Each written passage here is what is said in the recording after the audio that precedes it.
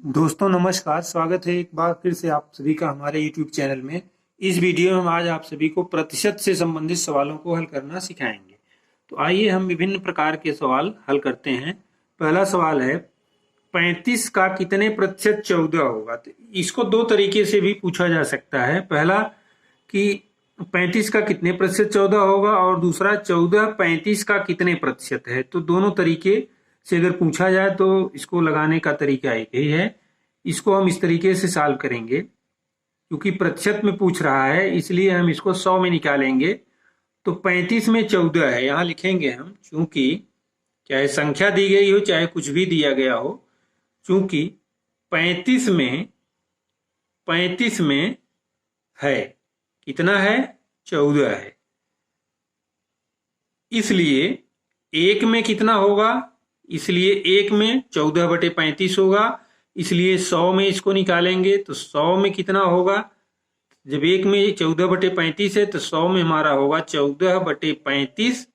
इसको 35 लिखेंगे, गुणे 100 कर देंगे, यहाँ पर 100 कर देंगे। अब इसको काट देंगे, 7 दूनी 14, 7 पचे 35, यहाँ 7 से काटेंगे दोनों को।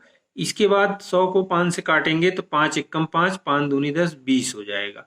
अब जब 20 में 2 से गुणा करेंगे तो 20 दूनी 40 हो जाएगा।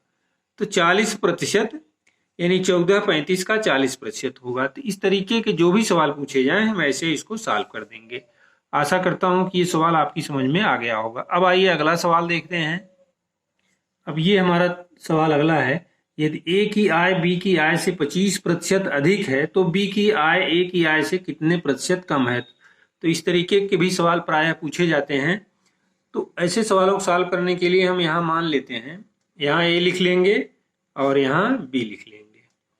क्योंकि प्रतिशत का सवाल है तो अगर ए की बी की आय 100 है तो ए की आय 125 होगी। यहाँ पर 25% अधिक है ना, तो यहाँ पर हम बी का अगर 100 मानते हैं तो ए की 125 हो जाएगी। अब ये कह रहा है तो बी की आय ए की आय से कितने प्रतिशत कम है। तो प्रतिशत कम है, इसका मतलब कि अगर इनकी 100 हो जाए तो इनकी कितना होगी। तो 100 में कितना होगा, एक में कितना होगा, 100/125। अगर इनका 100 है तो ये हमारा हो जाएगा बी की आय, यहाँ लगा लेंगे हम 100/125 गुणे 100 कर लेंगे। ऐकिक नियम से इसको सॉल्व कर लेंगे हम। 25 पंचे 125, 25 चौके 100 हो गया। इसको 5 से काटेंगे, 5 दूनी 10, 20, 20 चौक 80 हो जाएगा। 80 रुपया, यानी अगर इसकी आय ए की आय 100 रुपया है तो बी की आय 80 रुपया। तो 100 में ही हम प्रतिशत कमी या प्रतिशत अधिकता देखते हैं। अतः बी की आय में प्रतिशत कमी, अतः बी की आय कह रहा है कि बी की आय ए की आय से कितने प्रतिशत कम है। बी की आय 80 है, यानी 100 में इनका 100 है, इनका 80 है, तो प्रतिशत कमी 100 में से हम इसको घटा लेंगे। बी की आय में प्रतिशत कमी, हाँ प्रतिशत कमी, ध्यान देना है इसको, इसमें से 100 में से जरूर घटाना है, तभी कमी प्रतिशत पता चलेगा। 100 ऋण 80, अब घटाएंगे तो ये हमारा आ जाएगा 20, ये प्रतिशत होगा। तो इस तरीके के ऐसे सवालों को हम ऐसे सॉल्व कर लेंगे। अब इसी तरीके का अगला सवाल देखते हैं जिसमें अधिकता होती है। अब ये अगला सवाल है, ए की आय बी की आय से 25% कम है तो बी की आय ए की आय से कितने प्रतिशत अधिक होगी। इसको भी हम उसी तरीके से लगाएंगे। यहाँ ए की आय है, ये बी की आय है। तो अगर बी की आय 100 है तो इसकी आय उससे 25% कम है, यानी ये 75 हो जाएगा यहाँ पर। तो 75 है तो इनकी 100 है, तो एक है तो कितना होगी, फिर हम 100 में निकालेंगे। एक है तो 100/75 होगा, तो 100 अगर इनका है तो ये हो जाएगा 100/75 गुणे 100, यहाँ कर देंगे। तो 25 से काटेंगे, 25 तियां 75, 25 चौके 100, 4 हो जाएगा यहाँ पर। तो यहाँ पर ये हमारा आ जाएगा 100 चौके 400, 400/3 यहाँ हो गया। अब इसको हम 100 में से, इसमें से हम क्या करेंगे, 100 को घटा लेंगे तो हमें प्रतिशत अधिक कितना होगा ए की आय मालूम हो जाएगा। अतः यहां लिख देंगे, अतः ए की आय, ए की प्रतिशत आय कितना अधिक है, तो वो हो जाएगा 400/3। यहाँ 100 से घटा लेंगे, 100 में। अब जब घटाएंगे तो ये हमारा आ जाएगा 100/3, ये 300 हो जाएगा। और 400 में से 300 घटाएंगे तो 100/3 आएगा। आप इसको जब सरल करेंगे तो ये हमारा आ जाएगा 33 सही 1/3। 3 तिहाई 9, 1 10, फिर 3 तिहाई 9, इसको इससे बढ़ता जाएगा तो 33 सही 1/3%। यही हमारा आंसर आएगा। यानी जब बी की आय ए की आय बी की आय से 25% कम है तो बी की आय ए की आय से 33 सही 1/3% अधिक होगी। तो ऐसे जो भी सवाल आए हम ऐसे सॉल्व कर लेंगे। अब ये रहा अगला सवाल, चीनी के मूल्य में 25% की कमी होने पर खपत में कितने प्रतिशत वृद्धि की जाए कि खर्च अपरिवर्तित रहे। यानी जितना पहले खर्चा होता था उतना ही खर्चा रहे और खपत में हमें कितना वृद्धि करना है, ये सवाल निकालना है। तो ऐसे सवालों को सॉल्व करने के लिए मान लेते हैं पहले चीनी का मूल्य 100 रुपया प्रति किलोग्राम, 100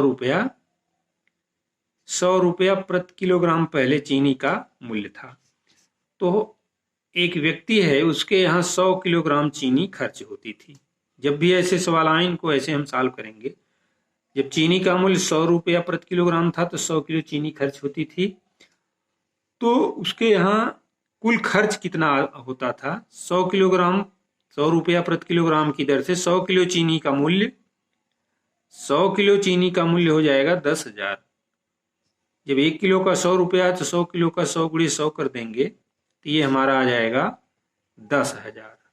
इतना रुपया उसके यहाँ खर्च होता था। अब यहाँ दिया है उस चीनी के मूल्य में 25% की कमी हो गई।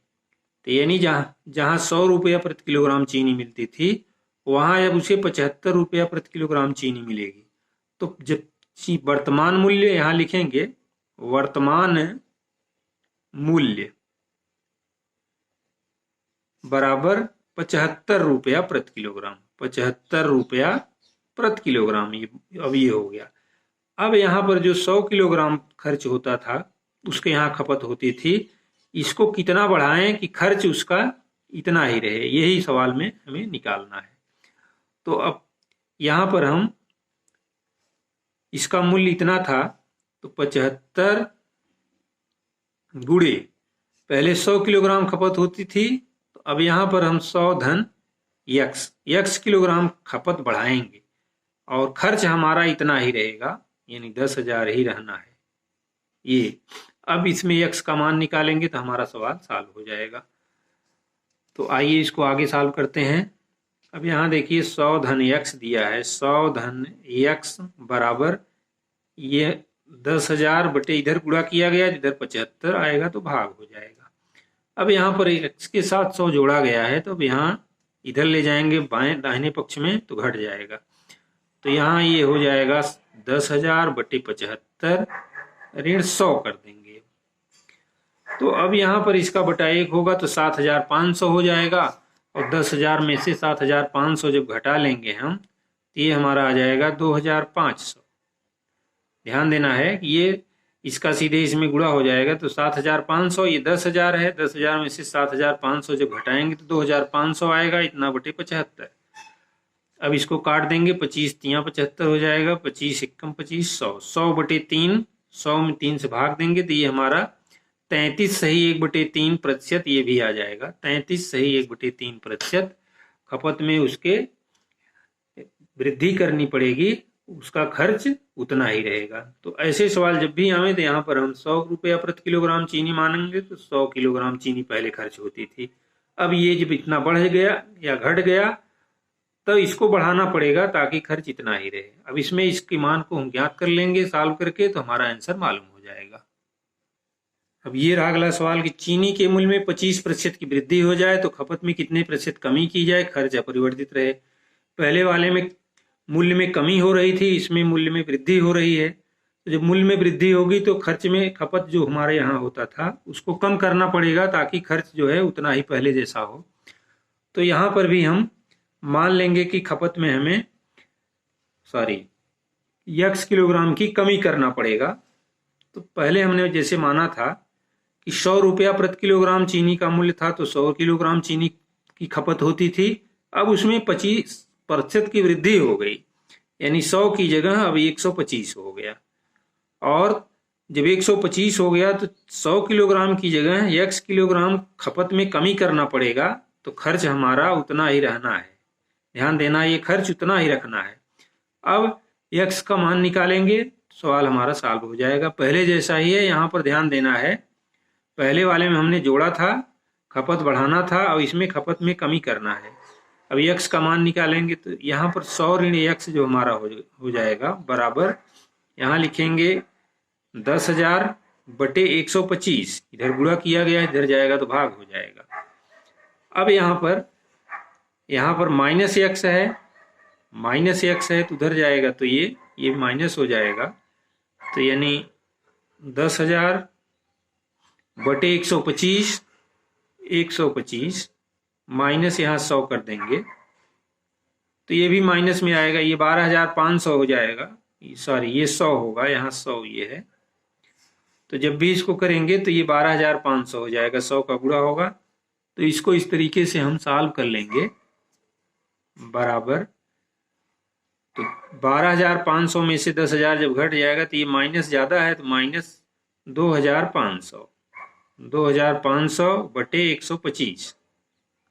ये चीज ध्यान देना है, 2,500 बटे 125। इसको काट देंगे, 25 पंचे 125 हो जाएगा, और 25 यहाँ पर 25 पंचे 125 और 25 एक्के 25, ये 100 हो जाएगा। इसको काटेंगे तो 20 आ जाएगा, 5 दूनी 10।